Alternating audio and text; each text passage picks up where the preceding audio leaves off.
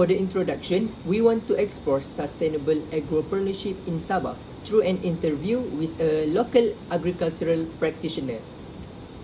For our group, we choose sustainable company with my GAP, my Good Agri Practices Certificate, Farm Toko at Penampang.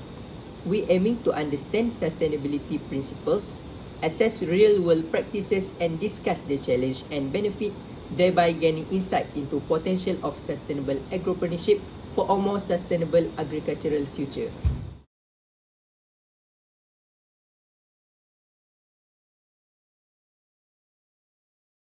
Definition of sustainable agriculture can be involved in implementing farming practices that are economically viable, environmentally friendly, and socially responsible. It aims to produce food and other agricultural products in a way that conserves resources, protect the environment, and benefits local communities. The significance of sustainable agropreneurship is a form of business that meets the income needs of farmers and also address environmental concern. It can benefit society by providing food security, protecting nature, creating jobs, and promoting fair trade. For the interview preparation, our group, we identified and contact Farm Toko through their website and have multitudinously planned our journey to their location.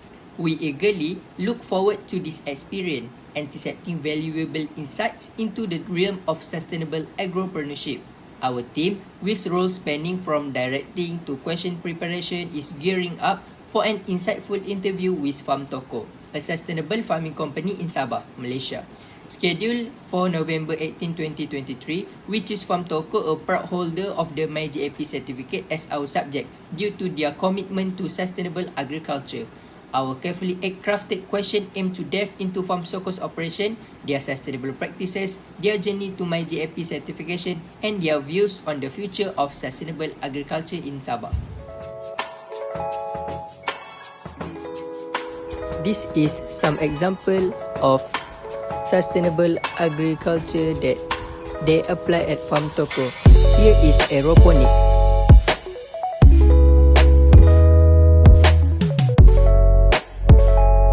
Other than aeroponic, they also have hydroponic and aquaponic.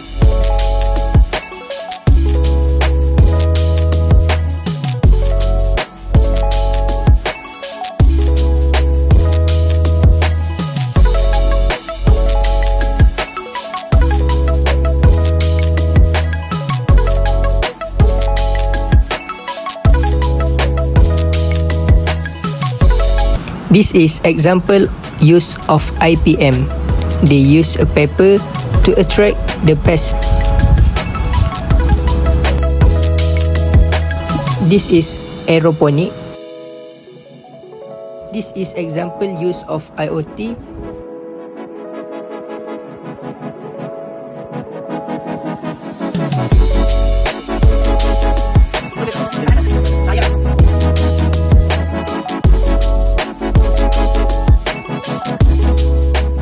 Next, we will show a little bit our interview session. Jadi kita terus pada soalan pertama. lah. Okay. Jadi bolehkah tuan atau puan menerangkan tentang latar belakang Farm Toko dan bagaimanakah Farm Toko ni bermula? Okey, baik. Jadi cerita tentang Farm Toko. Farm Toko ni datangnya daripada nama toko itu tersebut daripada bahasa dusun. Toko itu bermaksud kita. Jadi maksudnya kalau ditukar di bahasa Melayu, kita bernama ladang kita. Jadi setiap kali orang sebut Farm Toko, dia bukan farm kami, kita adalah ladang kita. Farm Toko was founded by Mr. Greg Thomas Wang, began as an aquaculture farm in 2018. Due to the COVID-19 pandemic and a shift towards sustainability, they transitioned to aquaponics in 2020. Despite challenges, they have expanded their operation and are now aspiring to become an educational center for modern agriculture, showcasing methods like fertigation, hydroponic, aeroponic, and most importantly, aquaponic. Farm Toko is a sustainable farming company represent the principle of waste to wealth by turning damaged vegetable waste into compost for their crops. They also employ a 24 hours operating aquaponic system that recycle water to preventing pollution. Additionally, they use a self-processed organic pesticide made from chili, onion and neem oil to protect their plants from pests, which is contributing to their overall sustainability effort. For the concept of sustainable agropreneurship that Farm Toko applies, Farm Toko, using a hub of innovation, offer diverse products and services, including unique NFTs for home decor. They also use efficient aquaponic system and provide training in sustainable farming practices. Adhering to strict SOPs, they produce high-quality exclusive vegetables and are recognized by the MyGap pesticide-free certified. Farm Toko redefining farming for the future. For the concept of sustainable agropreneurship that Farm Toko applies, Farm Toko, using a hub of innovation for the process of obtaining MyGap certification. Farm Toko applies for MyGap certification by undergoing a site visit and sample testing. Upon satisfactory result, they receive the certification. They maintain detailed records of all farming activities and uphold high standards in their operation, ensuring the quality of their produce and the sustainability of their practices. This is the essence of Farm Toko's commitment to sustainable farming. Lastly, for the specific technique or strategies used by Farm Toko in conducting aquaponic farming, Farm Toko's aquaponic farming is a blend of innovation and sustainability. They use a unique nutrient formula and organic fish food to grow high-quality vegetables. They compete in the expensive market with obtainable nutrition, targeting towards a lifestyle community. They ensure structured monitoring for optimum vegetable conditions by using IoT for data recording and planning. This is how Farm Toko introduced the future of sustainable farming. Challenge to sustainable agriculture practices. Firstly is expensive cost. Sustainable farming practices can cost Farm Toko due to higher ongoing expenses. This includes the expensive nature of organic inputs such as compost and natural fertilizer compared to synthetic alternative. Second is input cost increase. Rising input costs are exacerbated by reduced supplier. With fewer options, there is less competition, potentially leading to higher price. Giving them more control over price, Toku Farm relies on a limited set of products make them vulnerable to price fluctuation in the face of challenge. And lastly is a guarantee of safety.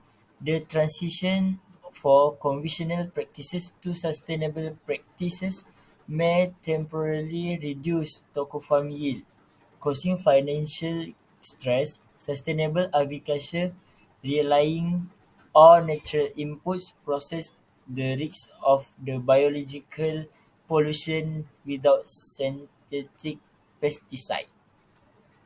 Next is a benefit sustainable agriculture practices in Farm Toko. Firstly is wells to wealth. Farm Toko can turn organic waste into compost, reducing landfill and increation. These eco-friendly practices not only manage waste sustainable but also provide a natural alternative to chemical fertilizer. Second is saving and reducing pollution. Sustainable practices such as composting by Farm Toko reduce water pollution caused by improper disposal for agriculture waste. Create an organic insect oil. They plant from chili extract, onion and neem oil. And lastly is a quality vegetable production. Farm Toko practices sustainable agriculture. This approach is not only in line with ethical practices but also produce high quality vegetable, making vegetable grown by Farm Toko more preferred by environmentally to consumer. Alhamdulillah. This interview section has provided an exceptional response and gained many valuable information from Farm Toko. One of it is modern farming method. Techniques like hydroponic and aquaponic are reshaping perception from agricultural career among the youth who used to underestimate the potential of this field. Sustainable agripreneurship in Sabah. In Sabah, sustainable agripreneurship is not just an financial necessity for farmers. It's a crucial element in ensuring the region's long-term social and environmental stability. Prioritizing biodiversity, water conservation, and soil health is a smart step toward balancing environmental stewardship with economic development. Benefit of sustainable agriculture. The benefits of sustainable agriculture are immense. It empowers communities, migrators, climate change effect, and strengthen food security, achieving a delicate equilibrium between economic growth and environmental preservation. Positive impact on future. This growing interest not only secures a future labor force but also contribute to the overall stability of food security. Overall, the future of modern agriculture look promising with innovation, sustainability, and a new generation passionate about shaping a more secure and sustainable world. That's all from our group. Thank you for sparing your time to watch our group presentation. Any question?